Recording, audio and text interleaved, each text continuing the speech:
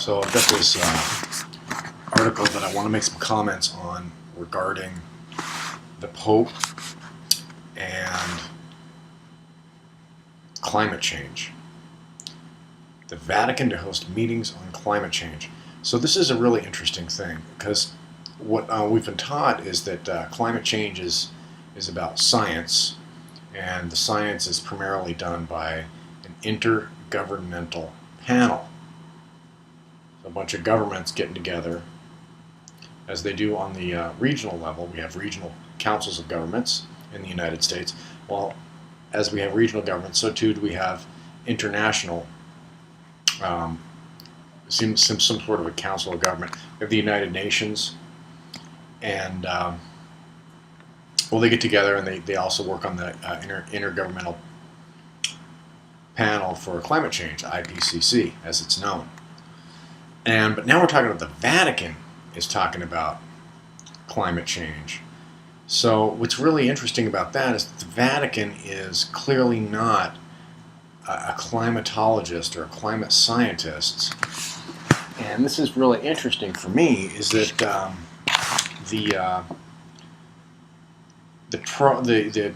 advocacy groups for dealing with climate change are really, saying, well, the Pope says so.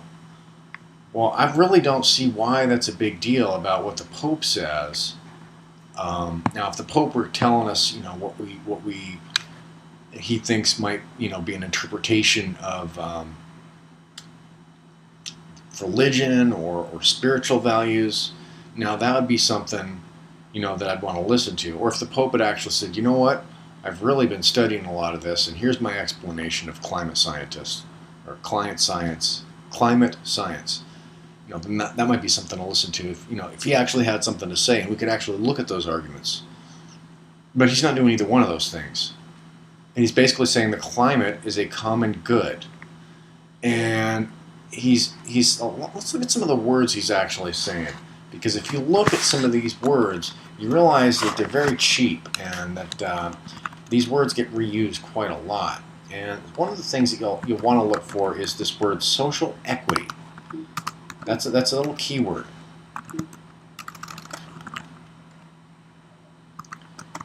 And I think I did see it in, yeah, so social equity, there's the 3 E's of equity: equity, ecology, and economy. So I'm using environment instead of ecology. But then also talking about the economy as well. We're talking about social justice down here.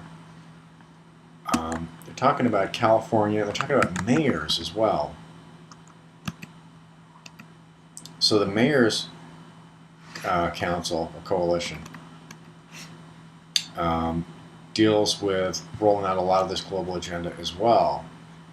And Mayor Ed Lee is one of them.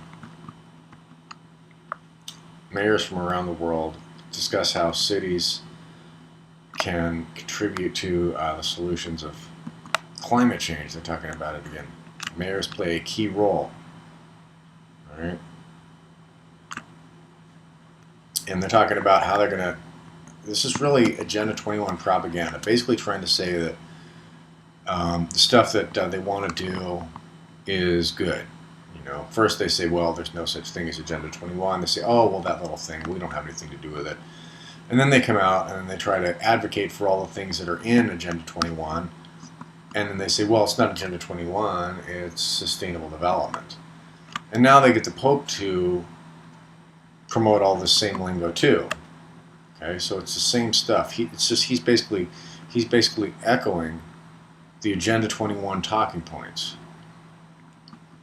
And they're talking about San Francisco here too. This is where I live, San Francisco.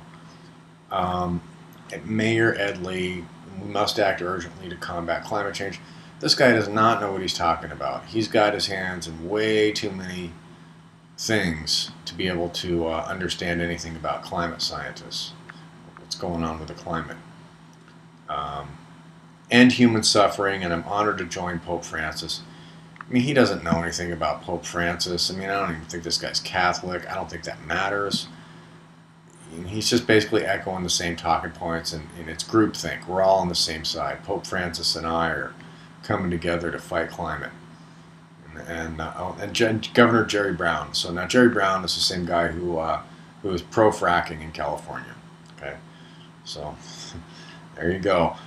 Those two goals do conflict. Okay, they want to frack to get the natural resources, pollute all our water, and then they say that at the same time that they want to fight climate change. There's a contradiction there. Okay, now whatever your take on climate change is, they are not consistent with their own story. Now, this is a very interesting thing. Sao Paulo Mayor Fernando Haddad said, quote, "Contemporary cities have been suffocated by the privatization of public spaces, individualism, and consumerism. The process has very strong impacts on the environmental and socio-economic balance, risking human survival. The role of mayors is to give priority attention to this issue." Now, there's a few things I'd like to comment about this very twisted statement here. Is first of all, does this guy even come to San Francisco? Does he even know what San Francisco is about? Okay, so what is bad about individualism? Well, what's bad about individualism is if you're a collectivist, and if you think that humanity and society need to be having managed integration and managed control of politically correct values to, promote whatever agenda it is that they're always changing their agenda. For a while it's feminism, and they push that too far and they back off, and then it's, trying to push LGBT, and they say that's a different type of a right. And of course, they never want to push the individual. So if you're an individual, then you're really out of any category. You're not in any category. So you're no good. Especially if you're a white heterosexual male, you are definitely no good. If you're an individual and you're thinking on your own and you don't fit into any demographics, minority categories, wow, then you're right off the bat. You're very much going to be put into this category of, racist, bad person. You're nothing good. If you're a heterosexual white male, you're no good. And not everybody thinks that way, but there's a lot of writing that comes through the social engineering, through the feminist movement, through the LGBT movement, through all these different movements to try to oppose breeders, to try to oppose men, to try to say that people who are, and I get a lot of this too. I get a lot of discrimination because I look like a big masculine, bald-headed, white, straight male, and I feel it. I feel it when I go to the grocery store, when I'm walking down the street, when I interact with people, and I don't really, have anything against, anybody's whatever lifestyle they do behind closed doors. I don't care, but sometimes you can kind of tell, and they can tell, and they discriminate against me, okay, because I'm an individual, and that's something they want to attack here. Individualism is no good. Now, consumerism. Now, that's an interesting thing because here in San Francisco, it's become much greedier, much more materialistic, very status-oriented. So it's all about status and who's in tech. And this is a conflict. It's in direct conflict with their other agenda, which is pushing technology jobs. And they write about this. They talk about technology jobs. It's written, if you read their PDFs, if you read Plan Bay Area, they talk about how they're going to promote technology. Okay? Now, privatization of public spaces, that's really ironic as well. Because in a way, it's partially true, but the private spaces that aren't being used are all bank-owned. I mean, the same banks that are, a lot of times funding this stuff, or subsidiaries thereof, they're privatized, so they have the whole property, and then you can't use it. Okay? Or what they'll do is they'll have, there'll be private property that they do use, but then it gets based on whatever the planning department says. And so in my neighborhood, what does that mean? That means there's going to be more kinds of clubs that this neighborhood is deemed to be suitable for, which happens to be LGBT community, which means more that type of a lifestyle and that type of an alternative, whatever they like to do, and they be all public and put it in your face, that's what they want to push. Okay, so that's okay. That's good. Okay, so when we're talking about privatization of public spaces, there's a couple of issues with that. One is, yes, there's banks that own space that's not being used, and it sucks because it's driving up the prices of everything else. And then number two is that when they do decide to let this whatever private space be used, that a lot of times it goes to things that are, kind of like not really something that I would like to think of as community. Although the person I spoke to today, who was trying to rub it in my face again, he's a self-proclaimed dick-sucking, card-carrying member of the LGBT community. Rub it in my face, his exact words.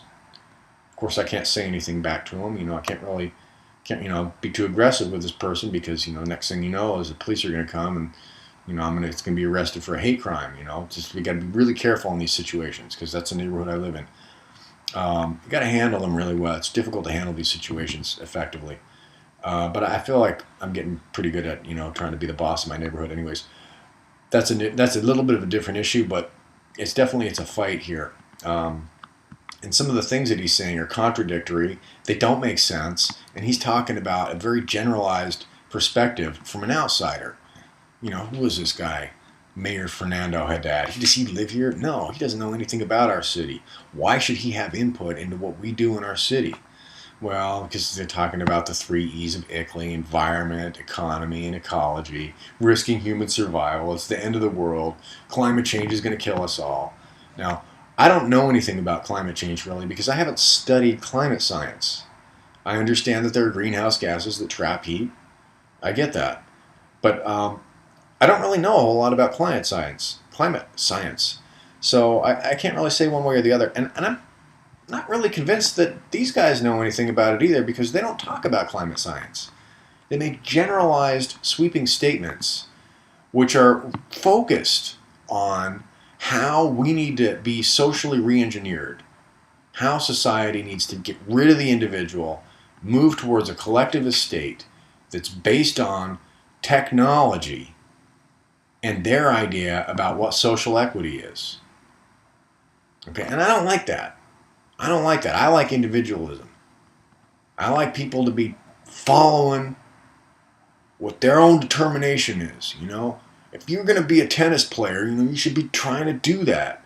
I don't like this social engineering, okay? And I just threw in tennis player because it could be anything, as long as, you got your thing you want to do. Maybe it could be, you just want to be a really good mom. That's fine too. I don't really have anything against, anybody's own way. Point I'm trying to make is that there's going to be ways of people that you're not even going to understand, that are not even going to be conceivable until that person has actually been conceived. Because they are a living, breathing, dynamic human being who has a right to their own self-determination, no matter what they are, really. And this whole idea of destroying the individual, collectivism, and promoting different agendas, promoting feminism, promoting LGBT, this is wrong.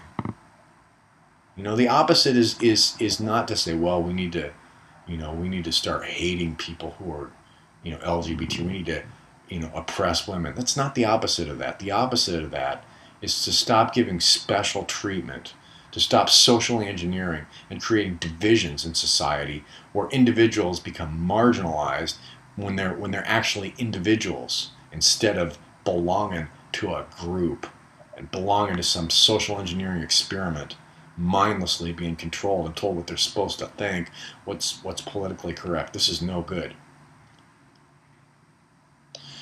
But back to the article, I really want to touch on some of these points.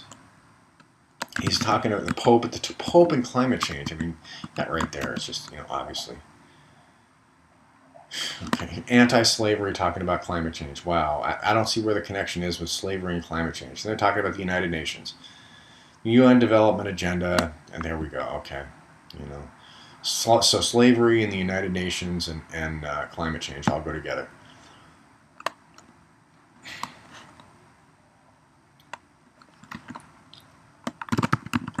But it's really important to know that this is a global thing that they're talking about.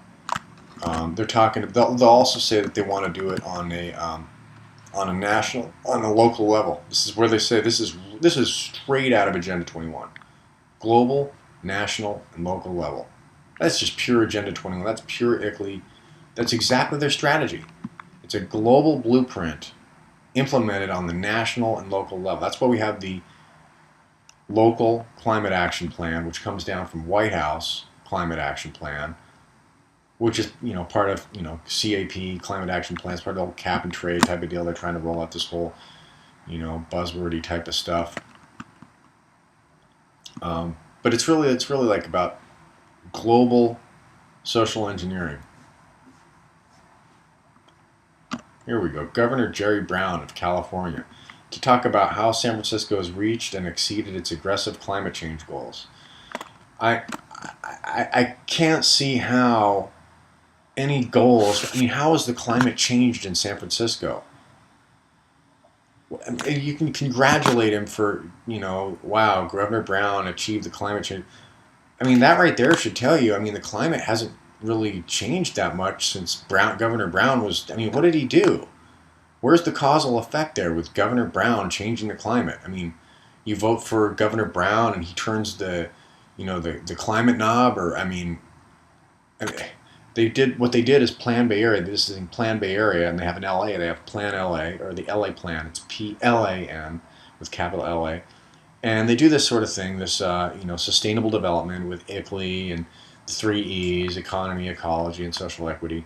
And they do all this stuff, but it's meaningless. These people, Jerry Brown, he didn't write those things. None of the local politicians write any of this stuff. It all comes from the global government we have, which is the United Nations. That's where it's all coming from, and they implement this locally by manipulating and getting different sources of money, usually from the national level, which they manipulate that. So we pay our taxes to the federal government, and the federal government then uses that to give grants to the local governments, which then get people out of the rural areas and pack them into the cities, and then they tell us that it's in our best interest because that they're helping us to fight climate change because we're no good and we're destroying the planet, and they're going to save us from death and extinction of humanity. Like, we're not going to survive unless we have them. So this is where I get skeptical on this whole climate change thing, because I don't know the science, but what I do know is that none of these people do either. The Pope, is he a climate scientist? What does he have to say about climate sciences? And Jerry Brown, what does he do? He's the same guy that's promoting the fracking. He wanted more fracking. When I see this, I see these are politicians and political figures and socio-political figures like the Pope they're rolling out an agenda. They're pushing something. What are they pushing? They're pushing the 3 E's of ICLEI and packing people into the cities. The increases in the population. This increase in the population is right off of and the ABAG's talking about it too.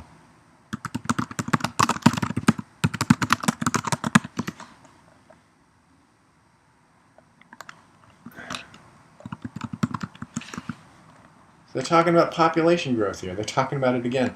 And so what they've done is they've got everybody packed into the cities. They told women that women need to be working, and they promote, the gay and alternative lifestyle. All 3 of those things are surefire ways to reduce the fertility rate. They know about this. Okay, this is not some conspiracy theory. This is something you can read from Spoolman's books on environmental science. They're just like environmental science college textbooks. You can read about this stuff. It's no conspiracy theory. Just because you haven't heard about it before doesn't mean that I'm making it up. They know this. Okay, this is not some crackpot theory. They know this. Trying to get women to work, women working more, means that there aren't going to be as many people. Women are going to work. They'll say, and then they try to promote freezing your eggs. Oh, it's a good thing. You can freeze your eggs. You can have kids later. Just work now. That's what they want. They want more people to work, and they want fertility rate to be lower. And the population is not increasing in San Francisco. Our fertility rate is below replacement level, way below replacement level. We have an issue. The population density in priority development areas is increasing. They're telling us the population is increasing. That is a lie. The population density is increasing because they're packing everybody in from the rural areas. It's an in-migration. They're packing everybody in. And it's all planned. There's not too many people. They're packing us into denser areas. I don't own any land. I can't get out of here. I'm stuck here. I don't have money to... How am I going to get out of the city? I'm stuck here. Stuck. I can't get out. It's like a prison. I'm stuck here. I've got all this social engineering going on. I'm not falling for any of that. This doesn't speak. It's not true to me. I don't fall into any of these categories. So, this is a bunch of crap. The Pope is not a fucking climate scientist. Jerry Brown is so much obviously a hypocrite. Doesn't believe anything he says. Mayor Ed Lee, San Francisco mayor, is a hypocrite. He doesn't believe anything he says. He doesn't know anything about climate change. The only thing he knows about is getting elected. Say what he has to say to get elected and to promote the agendas that he has to do. Appease the people to whom he is beholden. Okay? Official Vatican network. And all this is coming, they're all promoting this through Climate Reality. It's the same, funded by Al Gore. There you go. So, I'm not saying that climate change doesn't exist, but what I am saying is that whatever they're doing is obviously a ploy to re-engineer society. And all the people who are promoting this same agenda, like Noam Chomsky, be very wary of that person. He's not too dumb. And he's not a dumb guy. He's a very intelligent man. But when they're promoting these agendas, then you have to wonder, are they really stupid, or are they just going along with what everybody else is saying? And why? And so somebody that that level of intelligence is trying to promote the same goals and uphold the same things that Al Gore's group, Climate Reality, and the Pope, and everybody else, they've gotten involved in it. You want to watch out for that, because some of the people are probably going like Ed Lee. He probably just doesn't even know what he's doing. He's just, following whoever he's beholden to. But then some of the other people, you kind of wonder, maybe they're not so dumb that they're just being able to be duped into this. Maybe they actually know something a little bit more that they're not leading on to.